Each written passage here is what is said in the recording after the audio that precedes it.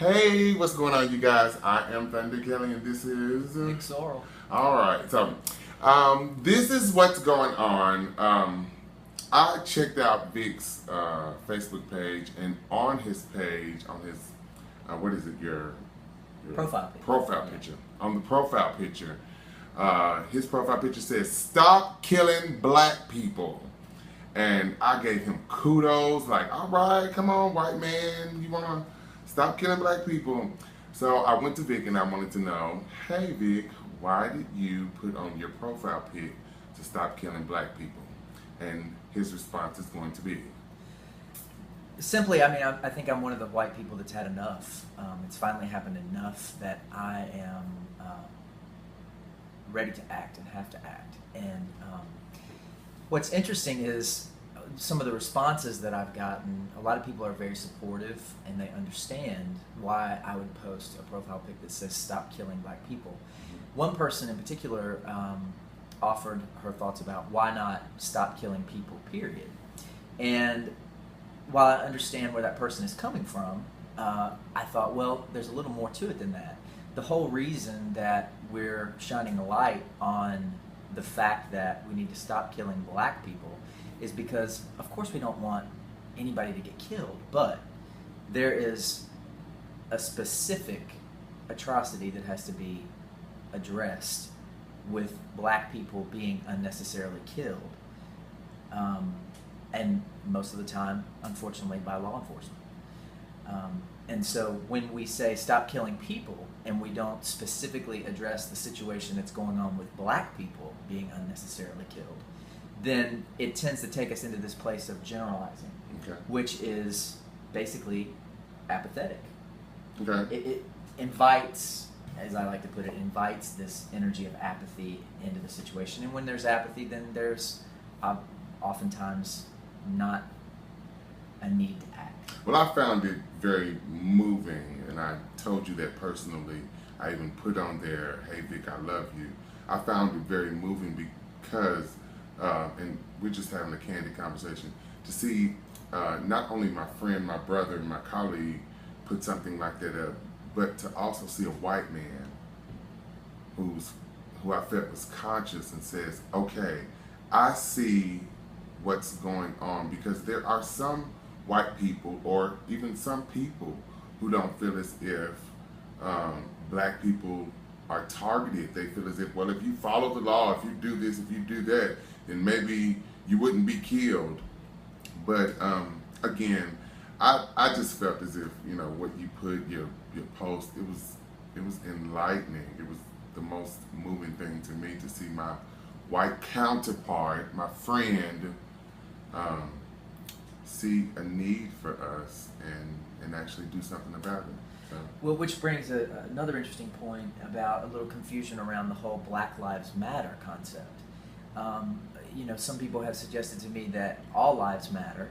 Okay. Of course, that's true, but the reason that we say Black Lives Matter, and we're very specific about including in the statement Black lives, is because based on circumstances that continue to happen, it doesn't seem like Black Lives Matter. Oh, wow. When these injustices happen and it's like we have a vigil and we go back to life and nothing ever really changes, and then the next one happens and we have a vigil and we go back to life, and it's like, so if Black lives matter as much as white lives or Asian lives or any life, then why is this happening the way that it's happening without regard to a need to change? Well, I guess the question that just popped into my head, what would you like to see change? I know as far as black people, me being black, I'm scared for TJ. You know, I have a child. TJ, I'm scared for him that he's going to be one of the statistics. I rarely worry about myself, and I guess just because I don't even think about it, and I'm sure the many people who have died in police hands, I'm sure they didn't think about it either, but I guess I worry more about TJ. What would the change look like? I mean, stop killing black people, okay, but what would that change look like? Because I think it's deeper than police officers. I think it's it goes into the system, or even more deeper than that. So, what would the change you would like to see? First of all, I'd like to see more conversations about white privilege and Okay. what it is and how it shows up in the world and how it affects the way that we all show up for life. Wow.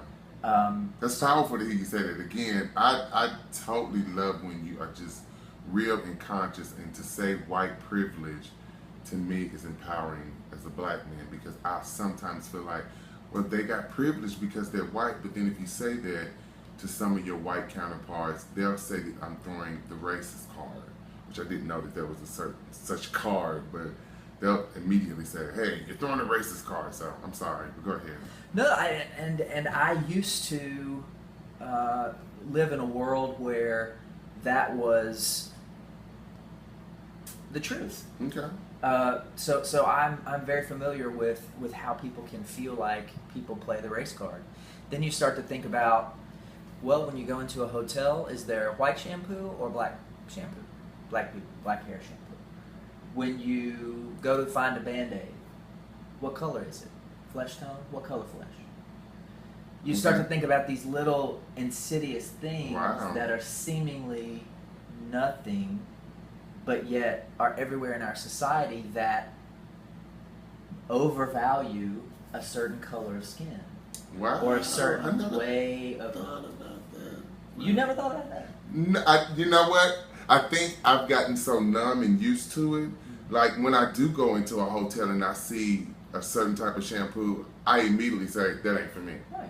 You know, or when But the hotel room is for you, and the money you paid was for them. So what? I don't understand. you just woke me up. Like, I guess because I found myself so in the system that I sometimes forget that the system is not set up for me. I just go ahead and try and work my way through what I call the system. Yeah. And- So that brings me to another thought: is that what I would like to see is more of a system that's set up for us, Okay. not Right. me, not you, us. Yeah, Us. everybody. You know, and so I think it does begin with inclusion conversations, with bringing to the light what white privilege looks like, with bringing to light, you know, the realities of, for instance, black parents having to teach their black sons certain things about, if you get stopped by a policeman, you got to make sure that your hands move in a certain way, slowly, to make sure that they know that you're not reaching for a weapon. My And parents y'all- never had to teach me that. Yeah, don't move until he tell you to move. You stand still, and if he say move, you ask him how high and what do you need for me to do. That's what I was taught. That's what I have to teach TJ, and I understand. Wow, you've never been taught that. No. Wow. So, No. but yeah, that's the way of the world, and again, we become so desensitized to it, or we become part of the system. We just don't even think about it anymore. And I thank God for social media, because that has really brought attention to the many different senseless deaths of unarmed black men. I thank God for that. So. Well, and you know, a conversation about the value of a life. You know, how can we ever justify a difference in a value of a life? But yet, society completely perpetuates that. Mhm. Those lives that generate more money, those lives that are more marketable, those lives that are more powerful, quote unquote, are overvalued in our society. Question. Yeah. Talking about white privilege, Yeah. at first, did it make you comfortable, uncomfortable? And even talking about it now, how does it make you feel? Well, at first, when my good friend introduced me to the idea that, you know, I was privileged to certain things that are unearned, that are just the result of my being born in a white body. Mm-hmm.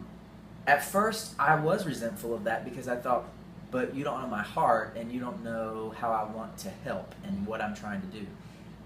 But fortunately, I have a lot of good friends of color who were patient with me I love it. and were willing to hold the space for me while I work through that, and say, okay, and you're still white. That still means that you don't have to worry or even think about certain things that we do. That still means that, you know, you can go to any city in the United States and expect when you show up that all or the majority of the people who run the businesses in that city are going to look like you. You can expect that without ever even having to think twice about it. So once I started to consider the power that my privilege could have if I used it to bring light to it, to the situation, and to talk about how it affects us and how it might be supporting some of the things that are happening in the world, then I really had to change from being resentful to embracing it and realizing how it can really work to the advantage of us. Yeah. I'm sorry, you guys. I become emotional when he talk about his privilege and just, you know, he's a powerful man to me, and I love the fact that he doesn't look like me. And I made a statement in the discussion that we had yesterday.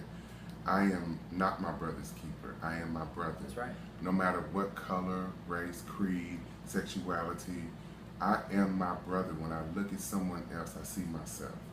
And if we continue to do that, I think that will make, I don't want to say, it sounds so cliche, but make the world such a better place. To me, I just think it's a cliche to say, but yeah, if I saw you as myself and I want to treat myself well, then of course I want to treat you well, no matter what color you are. So, yeah. I don't want there to be people living in the world that have to fear things that I don't. Like, there's a whole other set of rules or circumstances that don't apply to me because of the color of my skin, and yet I can get in the car and drive 5 minutes over to your house, and the rules are completely different for you, and we live in the same country, in the same world, and that doesn't seem right to me. So we start talking about it. We start talking about it a lot. We start acting on what we know does not feel right. And you make a really good point about, I'm not my brother's keeper, I'm my brother. Because our eyes see a separation. They see a boundary where your skin stops here and where my skin starts here. But that's the way our eyes discern form. That's not ultimately true. There really is no place you stop and I start. It's one conscious, continual stream of energy. And we are the same. We are. And we're connected to everything that is. So if we are the same, which is the ultimate truth, let's start living like we are the same. Let's start living like we realize that's the truth. And so therefore we do, when you learn better, you know better. When you know better, you do better. Let's start doing better, because we can. I'm going to cut it right there. What else do you want?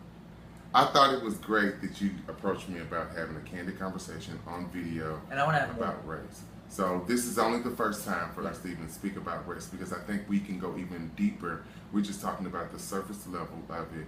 We can go even deeper as gay men, in the workplace, and even for you to open my eyes about even the hotel. The hotel wasn't even set up for me. It wants my money. And gets your money. And it gets it. But, unapologetically. But we don't have black people shampoo, I'm sorry. You just eat. I'm telling you, you give good reads. You must be black somewhere. Anyway, I love you guys. Y'all take it easy. Stay by Vic. Bye. Vic. Bye, Vic. Bye, Vic. Bye.